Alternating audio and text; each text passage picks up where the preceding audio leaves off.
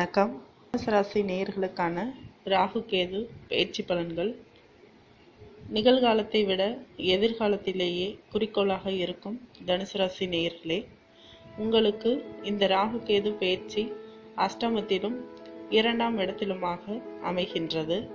இதுவரை 9ஆம் இடத்தில் சஞ்சரித்து வந்த ராகு ஜூலை 27ஆம் தேதி முதல் 8ஆம் இடத்திற்கு வருகிறார். அதே நேரத்தில் 3ஆம் இடத்தில் சஞ்சரிக்கும் கேது வாக்கு, தனம், குடும்பம் என்பதை அறிந்து கொள்ளும் இடமான 2ஆம் இடத்திற்கு வருகின்றார்.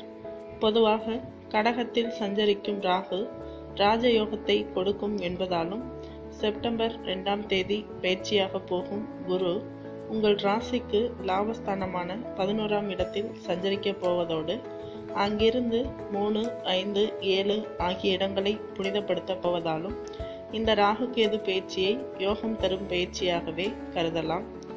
அஷ்டமத்தில் ராகு அடியெடுத்து வைக்கும் பொழுது நமக்கு நற்பலன் கிடைக்க வேண்டுமானால் பயிற்சிக்கு பிறகு உங்கள் ஜென்ம நட்சத்திரத்தன்றோ அல்லது ராகு பகவான் சஞ்சரிக்கும் நட்சத்திரத்தன்றோ திங்கள், வியாழன் ஆகிய நாட்களில் சர்ப்ப சாந்தி பரிகாரங்களை செய்வது நல்லது. எல்லை இல்லாத நற்பலனை வழங்கும் குருவை ஆலங்குடி, திட்டை, பட்டமங்கலம் போன்ற ஸ்தலங்களுக்கு சென்று வழிபட்டு வாருங்கள். குருவருளும் திருவருளும் இணையும் பொழுது பெருவாரியான நற்பலன்கள் உங்களுக்கு கிடைக்கும். நீண்ட நாட்களாக நடைபெறாத காரியங்கள் எல்லாம் இனி படிப்படியாக நடைபெறும்.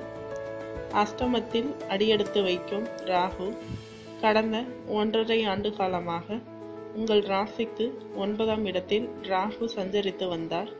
அவர் ஜூலை 27ஆம் தேதி அஷ்டமஸ்தானத்திற்கு மாறுகிறார். 6, 8, 12 ஆகிய மறைவிடங்களுக்கு வரும் பொழுது ஒரு சில கிரகங்கள் நன்மையை செய்யும். குறிப்பாக பாவ கிரகங்கள் வரும் பொழுது பலன்கள் அதிகம் கிடைக்கும். சுயபலமற்ற கிரகம் இருக்கும் இடத்தை பொறுத்தே பலன் தரும்.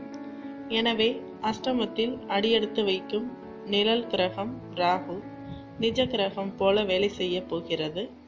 விரயங்கள் ஏற்படுத்தினாலும் அதற்கு ஏற்ப வரவையும் கொடுக்கும். பாரப்பா 8 ராகு வந்தால் பணவிரயம் அதிகரிக்கும். இருந்தபோதும் சீரான பொருள் வரவை கொடுத்தே நாளும் செலவழியும். இடமாற்றம் உறுதியாகும் என்று ஜோதிட சாஸ்திரம் கூறுகின்றது. அந்த அடிப்படையில் விரயங்களை பற்றி நீங்கள் கவலைப்பட வேண்டியதில்லை. எந்த செலவு வந்தாலும் அதற்கு ஏற்ப வரவையும் ராகு கொடுக்கும். பணத்தை வைத்துக்கொண்டு எந்த காரியமும் செய்ய வேண்டும் என்பதில்லை. காரியத்தை தொடங்கிவிட்டால் பணப்புழக்கம் வந்து சேரும். நண்பர்கள் நல்ல பலனை கொண்டு வந்து சேர்ப்பர். இது போன்ற காலங்களில் குடும்பத்திற்கு தேவையான விலை உயர்ந்த பொருட்களை வாங்குவதில் அக்கறை காட்டுவீர்கள். பிள்ளைகளின் எதிர்கால நலன் கருதி வங்கிகளில் வைப்பு நிதியை வைக்கலாம். அவர்களுக்குரிய ஆபரணங்கள் வாங்குவதில் முதலீடுகள் செய்யலாம். உங்கள் ராசியை பொறுத்தவரை வீடு கட்டி குடியேறும் அமைப்பை விட கட்டிய வீடாக வாங்கி குடியேறும் வாய்ப்பு அதிகமாக உள்ளது. அந்த அடிப்படையில் பெரிய அளவில் சொத்துக்கள் வாங்குவதற்கான வாய்ப்பும் இருக்கிறது. அதற்குரிய தொகை கைவசம் இல்லையே என்று நீங்கள் நினைக்க வேண்டாம். சந்திரன் வீட்டில் சஞ்சரிக்கும் ராகு கடன் வாங்கும் அமைப்பையும் கொடுப்பார். தொழில் மாற்ற சிந்தனை மேலோங்கும். வரும் மாற்றங்களை ஏற்றுக்கொள்வது நல்லது. நடக்கும் தொழிலில் புதிய கூட்டாளிகளை சேர்த்து கொள்ளலாமா அல்லது பிள்ளைகளையே கூட்டாக வைத்துக் கொள்ளலாமா என்று சிந்திப்பீர்கள். உங்கள் சிந்தனைக்கு வெற்றி கிடைக்கும் விதம் நல்ல சம்பவங்கள் இப்பொழுது நடைபெறப் போகிறது. 2ஆம் இடத்து கேதுவின் பலன்.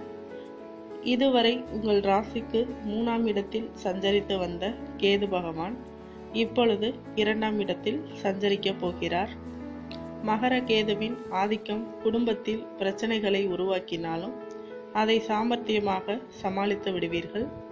குறிப்பாக குடும்ப முன்னேற்றம் கருதி எடுக்கும் முயற்சிகளில் தடைகள் ஏற்படாமல் இருக்க அருகில் இருப்பவர்களின் அனுசரிப்பு உங்களுக்கு தேவை. எனவே கோபத்தை குறைத்துக் கொள்வது நல்லது. தீபத்தில் தெரியும் தெய்வத்தின் முகத்தை பார்த்து நீங்கள் வழிபட்டால் தித்திக்கும் விதத்தில் வாழ்க்கையை அமைத்து கொள்ள முடியும். வாக்குஸ்தானம் என்று வர்ணிக்கப்படும் 2ஆம் இடத்தில் கேது சஞ்சரிக்கப் போவதால் கொடுத்த வாக்கை ஒரு சில சமயங்களில் காப்பாற்ற இயலாது. கூட்டாளிகள் தருவதாக சொன்ன தொகையை தருவதில் தாமதம் ஏற்படலாம். எனவே இது போன்ற காலங்களில் யாருக்கும் வாக்கு கொடுத்தால் ஒரு கணம் யோசிப்பது நல்லது. மற்றவர்களுக்கு கொடுத்து உதவும் எண்ணம் பெற்ற நீங்கள் ஒரு சில சமயங்களில் ஏமாற்றங்களையும் சந்திக்க நேரிடும். அந்த அடிப்படையில் யாருக்கேனும் பண உதவி செய்திருந்தால் அல்லது பண பொறுப்புகள் சொல்லியிருந்தால் அதில் சிக்கல்கள் உருவாகலாம். கேது பலம் பெறும் இந்நேரத்தில் விநாயக பெருமானை விடாது வழிபடுவது நல்லது. சங்கடஹர சதுர்த்தி விரதம் இருப்பதன் மூலம் சங்கடங்கள் அகலும். அது மட்டுமல்லாமல் சிதறுகாய் உடைப்பதன் மூலம் துன்பங்கள் சிதறி ஓடும். கேதுக்குரிய தெய்வமாக விளங்கும் தும்பிக்கையான் மீது முழுமையான நம்பிக்கை வைக்க வேண்டிய நேரம் இது. பெண்களுக்கான சிறப்பு பலன்கள். தனுசு ராசியில் பிறந்த பெண்களுக்கு ஆரோக்கியத்தில் அக்கறை செலுத்த வேண்டிய நேரம் இது. மருத்துவ ஆலோசனைகளை பெறுவது நல்லது. வரவை காட்டிலும் செலவு கூடும். விரயங்களை சமாளிக்கும் ஆற்றல் உங்களுக்கு உண்டு. குடும்பத்தில் உள்ளவர்களின் குணங்களை புரிந்து கொண்டு செயல்படுவது நல்லது. கணவன் மனைவிக்குள் ஒற்றுமை பலப்பட விட்டு கொடுத்து செல்வது நல்லது. குழந்தைகளை உங்கள் மேற்பார்வையில் வைத்துக் கொள்ளுங்கள். உடன்பிறப்புகள் உங்களுக்கு உறுதுணையாக விளங்குவர். குரு பயிற்சிக்கு பிறகு கடன் பாதிக்கு மேல் குறையும். உத்தியோகத்தில் உள்ளவர்களுக்கு எதிர்பார்த்தபடி இடமாற்றம் இலாக்கா மாற்றம் வந்து சேரலாம். நவக்கிரகங்களில் உள்ள ராகு கேதுக்களை வழிபடுவதன் மூலமும் பௌர்ணமி விரதத்தின் மூலமும் பலன்களை அதிகம் பெறலாம். வாழ்க்கை வசந்தமாக இந்த வழிபாடு செய்யுங்கள்.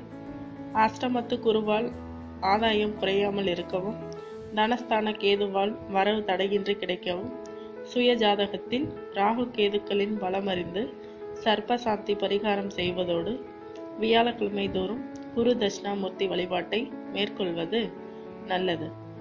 மேலும் விவரங்களுக்கு சேனலை சப்ஸ்கிரைப் செய்யவும். நன்றி.